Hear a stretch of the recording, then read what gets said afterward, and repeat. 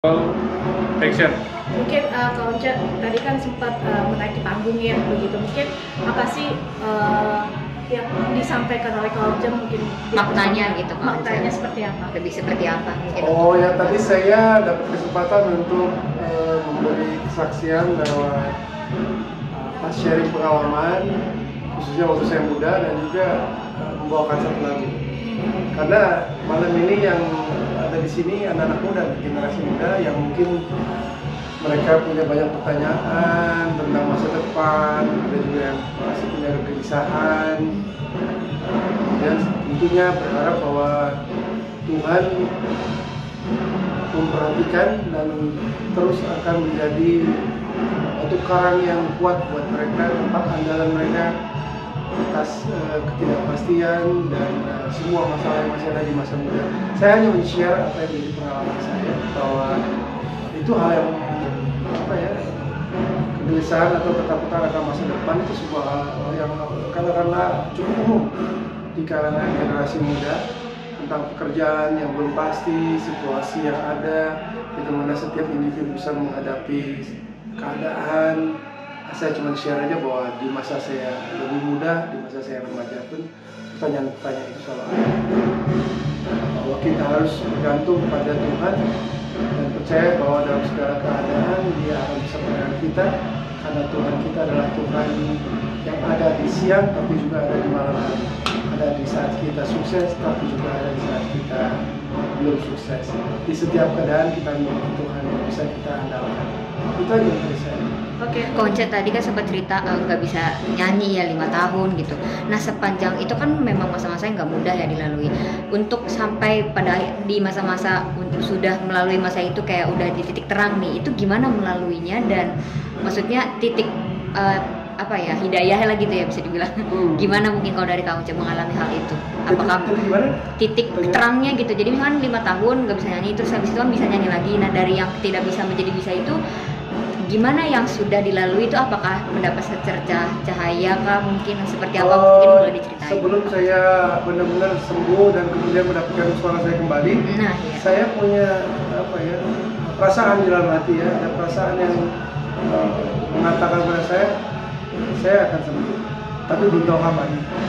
Saya ada di titik di mana saya sebenarnya sudah menyerah juga, dan dari situ saya tahu bahwa saya harus mengandalkan Tuhan, saya harus mengandalkan penciptanya, saya harus mengandalkan Tuhan yang sebenarnya adalah pemilik atau pemberi daripada bakat yang saya boleh miliki.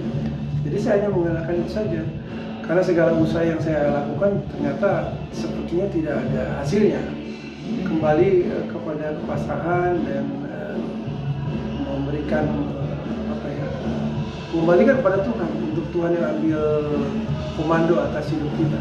Kemudian baru ketika saya sudah tidak terlalu memikirkan, karena segitu lelahnya memikirkan hal keputusasaan sudah saya lewati, dan ternyata Tuhan memberikan jawaban dan kesembuhan di saat yang sebetulnya saya sudah tidak terlalu berharap. Dan itulah, jadi memang kita percaya bahwa Dia memiliki hak prerogatif atas hidup kita. Tuhan memiliki waktu yang Dia kuasai untuk Dia berikan pada kita karunia-karunia. Waktu pas tadi Kak Onca sendiri menjelaskan kayak flashback lagi ke masa lalu nih, yang ngeband dan segala macam gitu. Ini apakah ingin ditunjukkan tuh ke anak muda seperti apa sih mungkin yang ingin disampaikan sendiri maknanya? Ya sebetulnya maknanya gimana ya? Hidup ini kan perjalanan panjang. Kita bersyukur kalau kita masih sehat dan berharap bahwa umur kita dipanjangkan oleh Yang Maha Kuasa. Masa muda itu kan masa yang sebenarnya menyenangkan. Saat-saat itu kita menikmati kehidupan yang katakanlah fresh, baru, punya teman baru, bisa mengenali bakat yang baru, punya dunia baru yang sebenarnya dulunya tadinya tuh kita belum punya sebagai anak-anak, kita banyak dilarang dan sebagainya. Tapi kita masuk ke usia remaja, usia muda, kita menemukan kebebasan. Namun juga satu tanggung jawab besar, bagaimana mempertanggungjawabkan hari-hari kehidupan kita sebagai orang yang mulai dewasa. Dan itu yang saya coba tadi share ya, sampaikan. Saya waktu muda seperti apa, saya berusaha membagikan pengalaman bahwa saya hidup dalam sukacita yang diberikan Tuhan. Karena itu perintahnya, bersukacitalah dalam segala hal. Itulah perintah Tuhan, bersyukur dalam segala keadaan.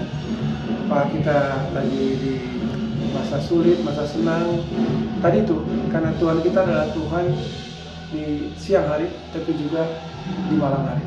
Tuhan di saat kondisi tenang, tentram, syahdu, tapi juga dia tetap Tuhan di masa badai.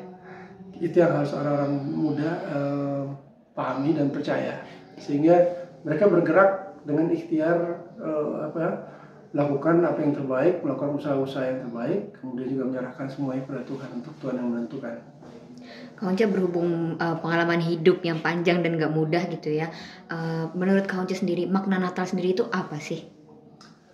Sebetulnya makna Natal tidak pernah berubah dari dulu. Untuk orang-orang Kristen tentu percaya bahwa kedatangan Tuhan itu sebetulnya dalam masa tertentu Tuhan itu lahir mewujudkan dirinya sebagai manusia untuk sebetulnya bisa berkomunikasi dengan manusia. Dia sendiri bisa merasakan bagaimana penderitaan sebagai manusia, bagaimana tantangan kehidupan kemanusiaan, dan dia adalah Tuhan yang memperkenalkan diri bahwa manusia bisa berkomunikasi dengan Tuhan, dekat dengan Tuhan, bisa mencurahkan isi hati, dan Tuhan memberikan pengampunan yang sepenuhnya buat siapa saja yang mengenal dia sebaik-baiknya dan mau perbaiki diri, mau mohon ampun atas segala dosa, dan mau merelakan hidupnya untuk dikendalikan oleh Tuhan. Kan tadi juga banyak anak-anak muda yang bisa dibilang merespon positif nih Kak tentang pengalaman muda kamu, lalu tentang mungkin ada beberapa bisa dibilang masukan ataupun penyemangat nih untuk anak-anak muda nih. Banyak juga yang menonton nih kesaksian kamu sendiri. Ini gimana nih Kak dirimu sendiri menanggapinya?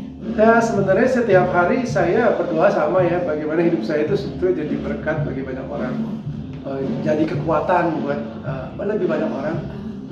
Kalau saya terima berkat, mendapatkan kehidupan yang nyaman, katakanlah seperti itu, saya ingin sekali agar orang lain juga menikmati berkat yang diberikan kepada saya. Saya ingin sekali supaya hidup saya jadi saluran berkat-berkat Tuhan bagi orang banyak. Itu isi doa saya setiap hari.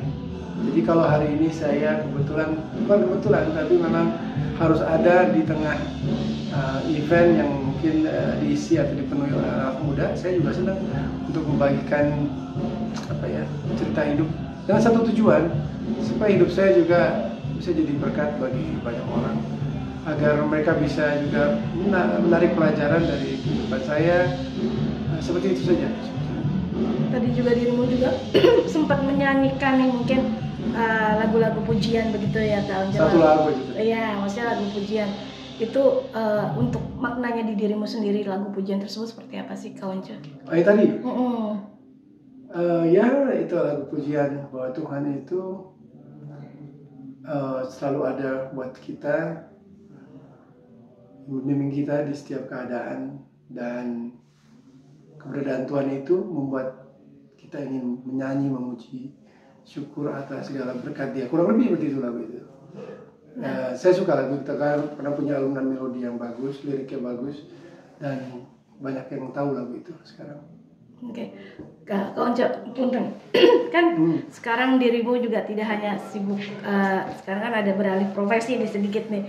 Mungkin pengalaman sedikit Kak Once yang kamu sekarang lagi di DPR, di Komisi 10. Pengalamannya seperti apa sih? Udah menjabat 3 bulan nih. Apa? Menjabat sekitar 3 bulan ya kurang lebih untuk di DPR. Ada pengalaman apa sih yang membuat dirimu akhirnya yaudah yuk gitu, apa sih mungkin bisa diceritakan sedikit? Kan pengalaman yang baru ya buat saya, suatu profesi yang baru yang sebetulnya setelah saya pikir sama seperti profesi-profesi yang lain membutuhkan satu mindset yang tersendiri, mental setup yang spesifik kalau bisa dikatakan cocok untuk profesi tersebut, gitu kan? Saya pikir saya sejak awal ingin memang seperti tadi saya sebutkan agar hidup saya jadi berkat bagi banyak orang dan lebih banyak orang lagi. saya bersyukur bahwa saya dapatkan pekerjaan ini, satu tugas, satu posisi yang orang bilang terhormat, tapi saya harus melakukan dengan sebaik-baiknya. Ini nggak mudah, gitu ya, nggak mudah. Tapi karena saya pikir saya punya keinginan untuk berarti bagi banyak orang, saya bisa mulai di situ. Banyak hal yang harus saya pelajari dari profesi yang baru ini. Saya bertanya dengan teman-teman, dengan senior-senior yang sudah cukup makan asam garam lah di DPR sebagai orang-orang yang, bahkan juga ada beberapa teman yang sudah berapa periode, ada sudah periode ke-6 di situ dari berbagai partai. Sekedar tanya ringan-ringan lah.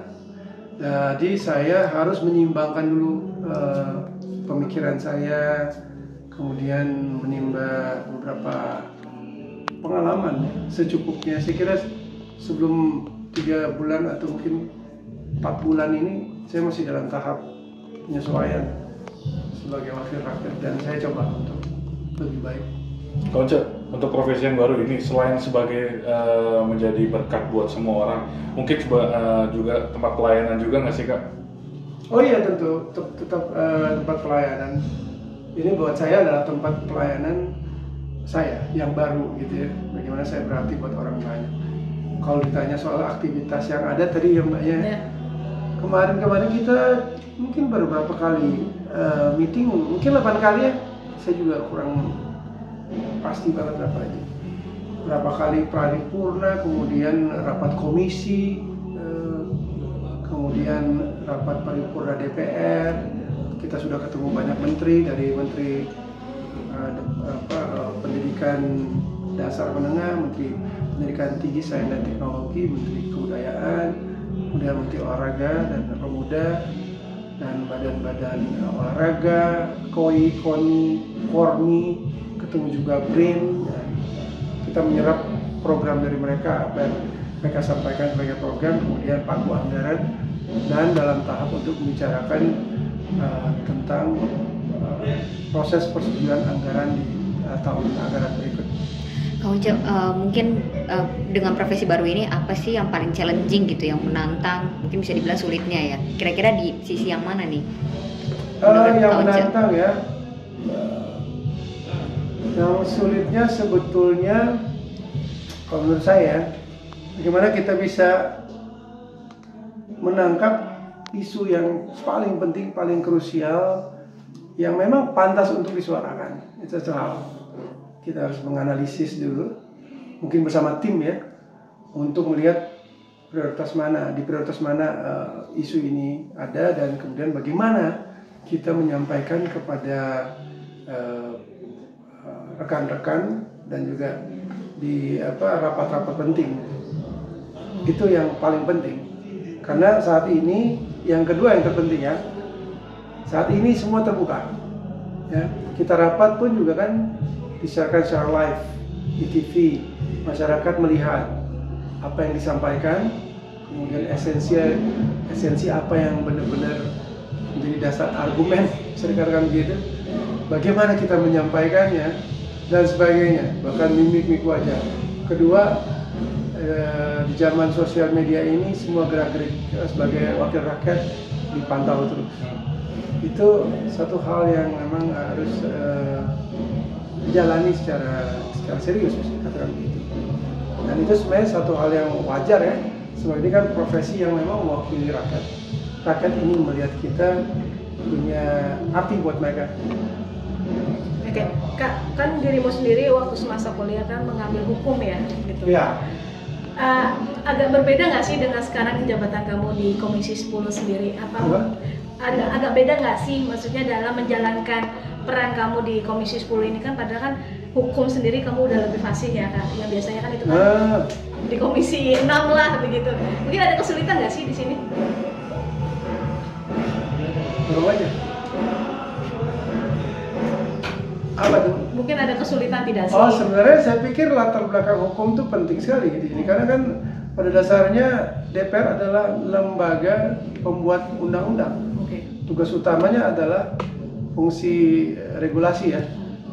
Itu fungsi yang paling utama sebagai anggota DPR. Jadi dengan memiliki latar belakang di bidang hukum, katakanlah pada studi hukum sedikitnya kita bisa melihat masalah dari sudut hukum dengan lebih jernih.